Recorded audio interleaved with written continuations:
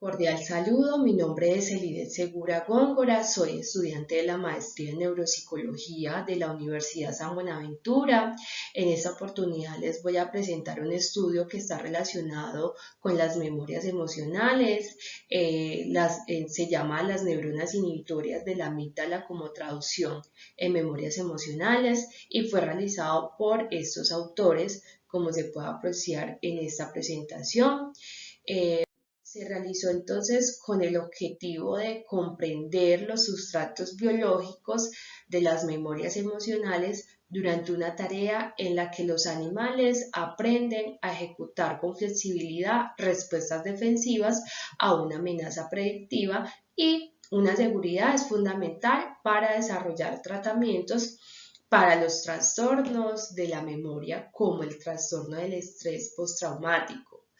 Teniendo en cuenta que este trastorno está caracterizado por la imposibilidad de recuperarse después de experimentar o presenciar un evento atemorizante, ¿cierto? El trastorno puede durar desde meses hasta años y suele haber episodios que recuerden el trauma y causen intensas reacciones emocionales y físicas. Entre esos síntomas se encuentran tener pesadillas, recuerdos repentinos, evitar situaciones que recuerden el trauma, reaccionar exageradamente ante los estímulos y sufrir de ansiedad y depresión. También nos mencionan que entonces la amígdala centrolateral es un nodo importante en el circuito neural que medía las respuestas defensivas. Esas neuronas inhibitorias de la proteína quinasa que expresan en la amígdala centrolateral es necesaria para la inhibición de una respuesta condicionada a una causa de seguridad. Como todos sabemos, está implicada en la amígdala por el componente emocional. Entonces la amígdala está ubicada en el telencéfalo, tiene forma de almendra y es un grupo de núcleos. Está implicada entonces en funciones cognitivas como la emoción, los procesos de aprendizaje, la memoria, la atención y los mecanismos perceptuales. Su estructura resulta crítica en la modulación de los efectos del estrés sobre las capacidades cognitivas y el desarrollo de ciertas alteraciones del estado de ánimo, como lo vimos anteriormente con el trastorno de estrés postraumático. Como antecedente pudimos encontrar una investigación, modulación de la memoria emocional, una revisión de los principales factores que afectan los recuerdos, realizada por Nadia y demás colegas. Este estudio se realizó con participantes humanos y permitió afirmar que la memoria y las emociones se encuentran estrechamente vinculadas de forma general, que puede decirse que los eventos emocionales se recuerdan con mayor medida que los neutros, ¿cierto? Por ejemplo, una fotografía y recordar ese momento, ya fuera agradable o desagradable, ¿cierto? Entonces nos dice que nosotros creamos una huella anéxica más fácilmente con un evento cargado de emoción que con un evento totalmente neutro como tal. También nos afirman que durante las situaciones que poseen gran contenido emocional se liberan hormonas adrenales tales como la adrenalina, la noradrenalina y los glucocorticoides. Y estas hormonas modulan de forma selectiva el aprendizaje y la memoria.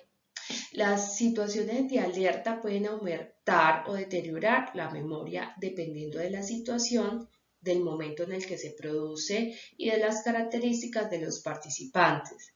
A nivel cerebral, entonces, esta modulación ocurre fundamentalmente en la región basolateral de la amígdala, que es el área cerebral encargada de la regulación emocional. En esta investigación, entonces, se realiza con animales, con ratones, con todos los protocolos para animales que fueron revisados y aprobados por el Comité de Cuidados y de Uso de Animales de la Universidad de Nueva York. Se utilizaron algunas drogas, doxicilina, que entonces proporcionaba que los animales o que los ratones se controlaran, la puromicina, entonces que se disolvió en solución salina, y tenemos la digitonina, ¿cierto? Que se disolvió también y nos iba a preparar la solución madre. También tuvimos unas cirugías estereotáxicas.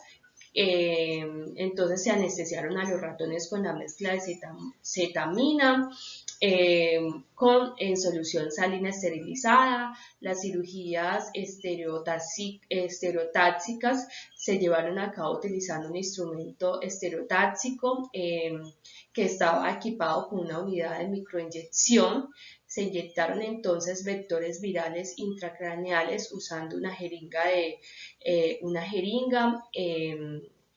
también una vez realizado ese procedimiento, se aplicó un analgésico posoperatorio y se administró mediante unas inyecciones subcutáneas de ketaprofeno durante 3 días a partir de la fecha de la cirugía.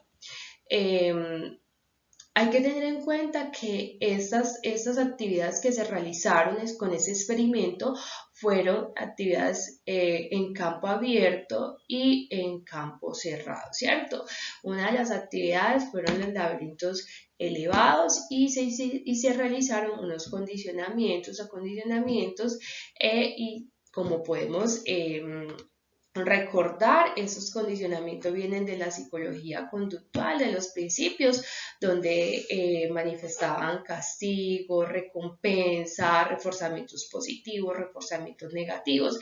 Entonces, este experimento viene basado también en esos condicionamientos, ¿cierto? Entonces, nos dice que el primer condicionamiento, los ratones se habituaron durante 15 minutos en las cámaras y un acondicionamiento de amenazas donde se alojaban en el interior de cubículos atenuados por sonidos, ¿cierto? Se les presentaban sonidos, y para el condicionamiento de amenazas diferenciales estándar, los ratones se colocaron en el contexto de entrenamiento durante 250 segundos y luego se entrenaron con presentaciones intercaladas de 3 tonos emparejados. Una vez se terminó todo este experimento, los ratones murieron por dislocación cervical y entonces se rebanó ese cerebro que contenía la amígdala. Esa es una forma.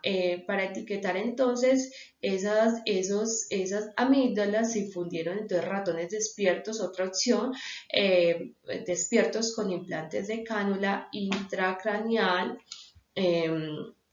También entonces los ratones se anestesiaron profundamente con una mezcla de ketamina y se perfundieron transcardialmente. Para obtener todo este proceso se hizo para obtener un análisis de esa imagen, para identificar esos cambios en los sustratos anatómicos de la amígdala. Entonces, los datos de la imagen para la sección cerebral coronal se adquirieron con un escáner de diapositivas para la visualización cualitativa de la expresión transgénica y la selección de genes virales.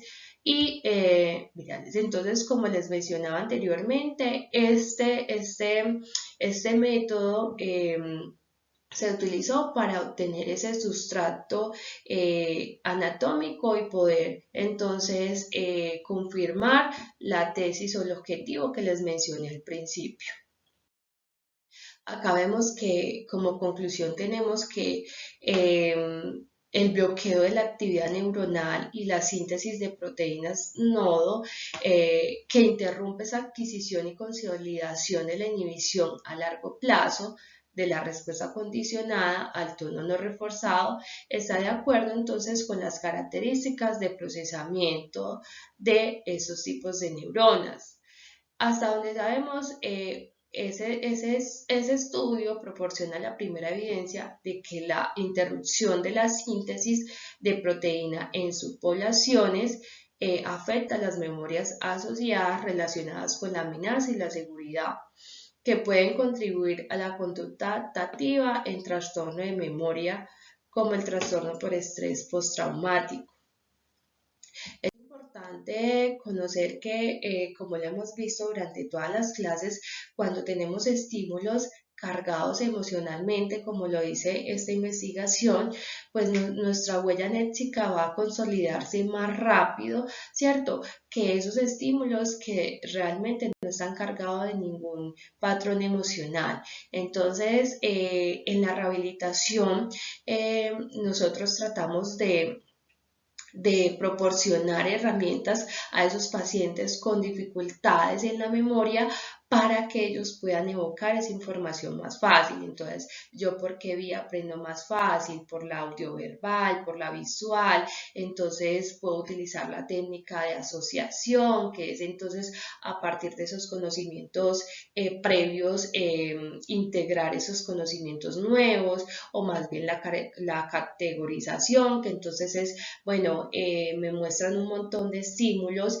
y yo cómo los puedo relacionar, ¿cierto? A partir de esas categorías que ya tengo. Y también la visualización, que en este caso sería más relacionada entonces con los procesos de la amígdala. Entonces, bueno, yo voy a armar una historia a partir de lo que veo, y esa historia siempre va cargada desde mi experiencia, ya sea positiva o negativa.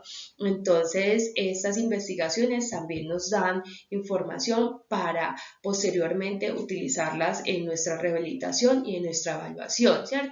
Cómo se ven afectados esos procesos a partir de esas experiencias, de ese entorno donde ese paciente, donde esa persona está interactuando.